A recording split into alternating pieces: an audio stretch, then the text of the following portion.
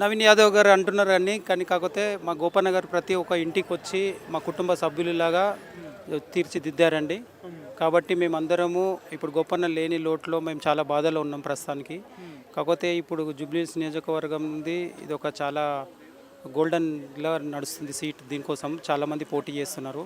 కావున ఇంకోటి ఏంటంటే నవీన్ యాదవ్ అంటే ఆయన ఈరోజు కొత్తగా వచ్చాడు. ఇంకోటి కాంగ్రెస్ ప్రభుత్వం వాళ్ళు చెప్పిన హామీలు ఇంతవరకు ఏమేమి నెరవేర్చలేదు. కాకపోతే వాళ్ళ మాటల వరకే వాళ్ళది అక్కడికే ఆగిపోతుంది కానీ ఇంకా ముందుకు రావట్లేదు వాళ్ళు.